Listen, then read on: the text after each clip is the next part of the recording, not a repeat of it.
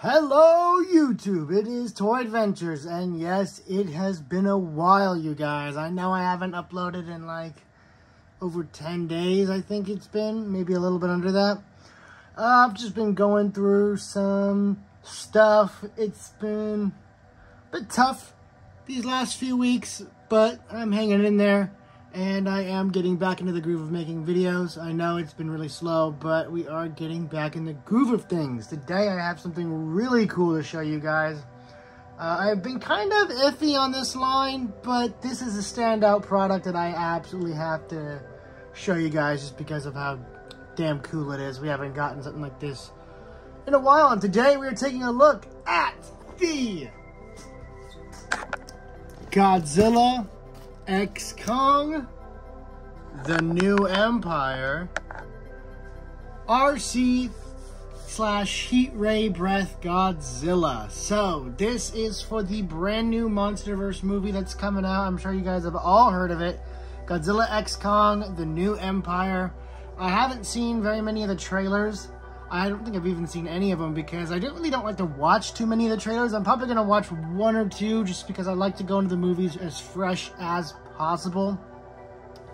From what I know, it has way more of Kong species going on, and then Godzilla starts to evolve where he gets these pink spikes. It's been pretty controversial with the pink spikes. People are saying that they don't like it, that they think it's kind of stupid or whatever, or tacky or corny. But what they're failing to realize is that Godzilla has had purple, pink spikes since the Millennium era, and possibly even farther back. Godzilla 2000, one of the most beloved Godzilla designs out there, is technically green with purple spines. This is just trying to kind of work along that, except giving it a story context reason. You know, a contextual reason on why it is that color. I think it's cool. I think it's unique. And I actually really enjoy it. And that's why I'm actually really bummed that Monster Arts and even Hiya Toys have fumbled the bag with making the blue spike version and not this super iconic, very exaggerated pink look. But most of these toys that have coming out, the general toys that are coming out, are going for this new crazy look, and especially this RC toy. So this is made by Jada. For those of you that don't know, they do a ton of RC stuff. They did RC Jurassic World back in the day, and now they're doing RC Godzilla. RC Godzillas are pretty rare. That's why I had to get this. I'm not gonna get any of the other new Empire toys unless they make like a Hiya that has the proper spines. But any of these like toys, not really for me. But this is like such a really interesting product that I had to get it. Not only is it an RC Godzilla, but it has some really awesome features that, you know, won me over in the end. So first of all, we're gonna take a look at the box here. A really awesome box. This is one of my favorite things I have about it so far, is just how neat this box looks. It just has like this old vintage toy feel. Not really vintage, but like early 2000s, where the boxes were really nice and eye-catching. That is really what I'm feeling here.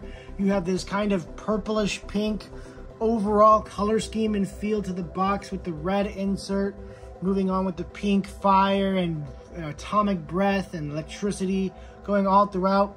It says simulated heat ray. I don't know what they mean by that. You can see that there is a plug up here on the head that I'm assuming you pour either water or some kind of fluid into, and it's going to shoot out fog. You have realistic stomping action, energy spines, tail whip, lights and sounds. There's all kinds of stuff going on, and it says try me up here, but there's no button for electronic. There's just this little plug that I was talking about earlier, but yeah, there's no button. Other than that, all you can really see here is Godzilla and his remote right there. Really cool. Taking a look at the side of the box, you get a really nice image here of Godzilla. You can look here at the back. We have simulated heat ray breath. The energy spines light up in the movie, light up like they do in the movie, where they go section by section. Realistic stomping action, and the tail whips. And yeah, just another nice image of the toy. The proportions on this thing are kind of my biggest issue, but we're gonna see if its gimmicks can really win me over. And the only way to find that out, guys, is to open this up. So let's go ahead and get this Godzilla broken out of containment. All right, so here we have it out of the packaging. And I have to use my camera's super backed up feature. Like, this is a normal frame. It just does not fit in there. But just for proportion reasons, I'm going to go ahead and use this frame. So, just, you know, if it is get everything in frame. Anyway, let's take a look at the actual sculpt of this thing before we judge it on its RC capabilities. As I said, the proportions on this thing are my biggest issue. It just has this weird naked gap right there in the center of the body. But other than that, it's not too bad.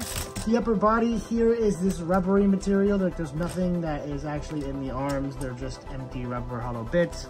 The face is sculpted pretty nicely. I like that there's actually pupils in there, like permanent pupils. Like, it's not just a light up feature that looks kind of dead when it's not lit up.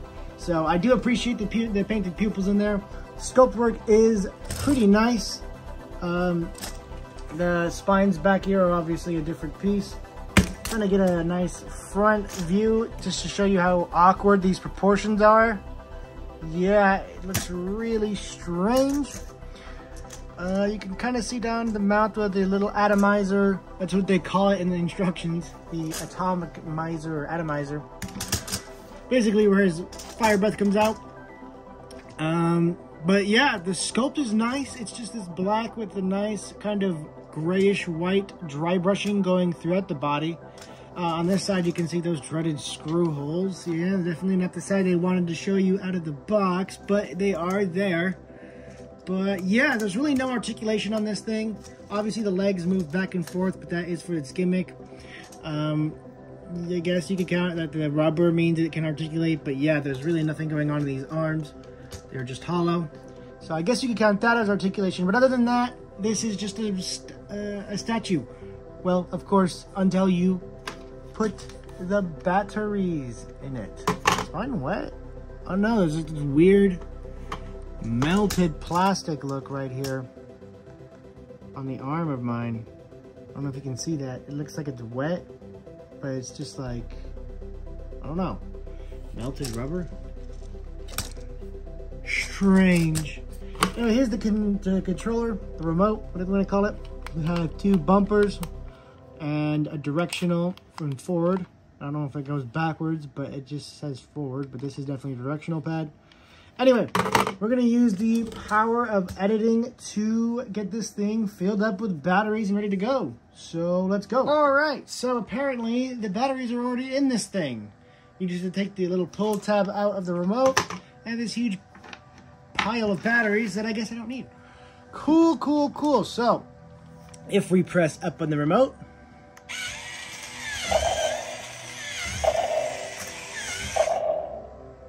there is no reverse. We're gonna go ahead and move it to the side, move it to the back again. Yes, that was my Xbox notification. No, it was not yours.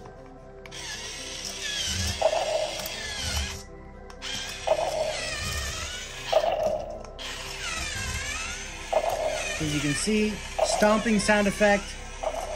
It walks, obviously, and the tail moves back and forth. Now we're gonna see what these little bumpers do. Just to be safe, we're gonna turn off the lights to see what they do. That one roars.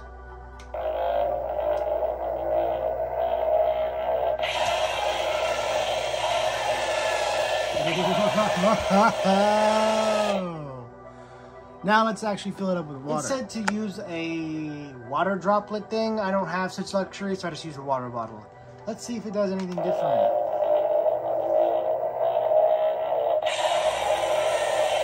Oh, yes it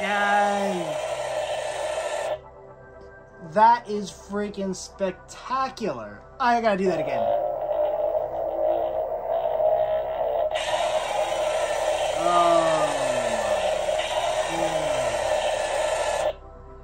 Wow, that is really something. Now the other button, this button right here, this bumper, does the roar, and And this one does the spectacular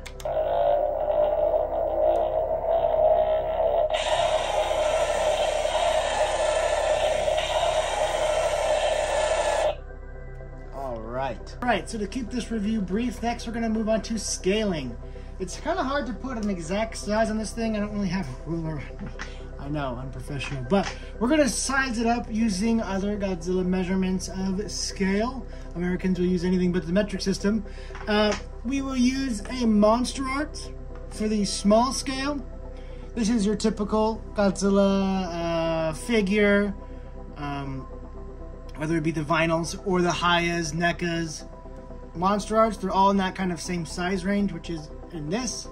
So it's a bit smaller, a bit bigger than 6 inches, and it's just a tad bit bigger than 12 inches. This is the 12 inches tall Godzilla from 2019, and as you can see, it is just barely taller. So I would put this thing at about 20 inches tall, maybe 19.5 inches tall.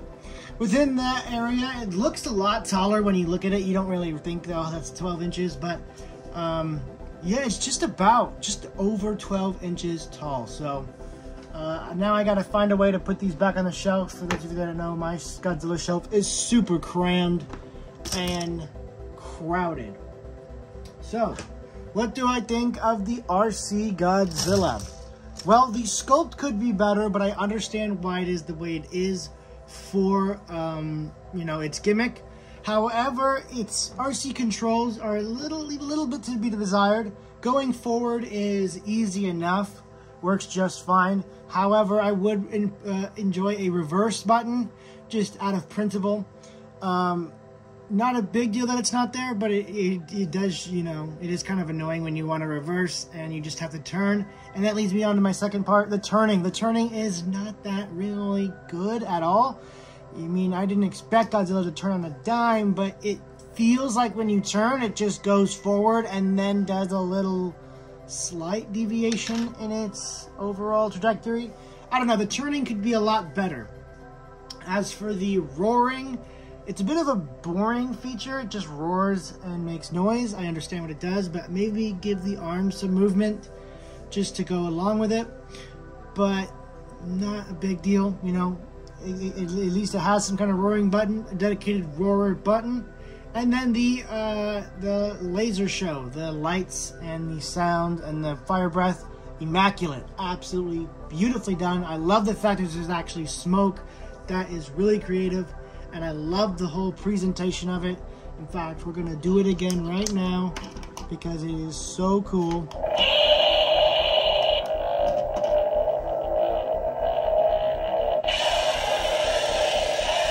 How can you not love that? That is amazing. I want that hooked up to something where it's not even RC, it just does that every time, I don't know, I turn on my computer or something like that. Turn on my Xbox and it just does that. It's just such an entertaining thing to watch. It really is, it sells the whole thing for me. I would pay the whole 50 bucks just for that feature. I don't even need it to walk or be RC at all. I just wanted to do that and be this size and look this cool. So I would definitely recommend getting it. Out of 10, I'm gonna give this thing a 7. Yeah, 7. Just because the RC controls are really clunky and tanky and they're not very responsive, which I wouldn't really expect from just a $50 RC, especially a Godzilla. You know, with that IP being so expensive, that really tells you that this is kind of the most bare bones RC animal that there can be. So it's an okay RC. Being a Godzilla figure, it is also just kind of okay. It doesn't do too much, but the fact of its specialty gimmicks really sells it. So I think 7 out of 10 is pretty fair for this, and I would recommend buying it. I would recommend this, you know, if you're gonna get one thing from this entire movie's worth of merchandise, get this, because I just have a feeling that in the future, this is gonna really skyrocket in price. It was kind of hard to get in the beginning, and it is kind of tough to get since most stores only stock about 3 of them from what I see usually. And it's RC, which are rare amongst Godzilla figures, so that's going to really boost its value up. It's Godzilla, period. Everything Godzilla kind of goes redonkulous in price aftermarket, just because it's such an iconic and recognizable brand. And so, yeah, I would recommend getting this thing. If you're kind of a Godzilla fan, get it. If you're a Godzilla fan, get it. If you can just get one toy, if you can put one toy on your Christmas list, on your birthday list, on anything, if you can get one thing from this entire wave, skip all the garbage that, you know, Playmates or whoever is releasing it is releasing, they look terrible, and go straight for the RC. Save up all your allowance, your money, whatever. Go straight for the prize. Anyway, guys, thank you all so much for watching. I really enjoyed this figure, and I've enjoyed showing it all to you. Hopefully there is some more releases I can do reviews on in the future. That's kind of the main reason why there hasn't been too many videos. Just the weather has been terrible.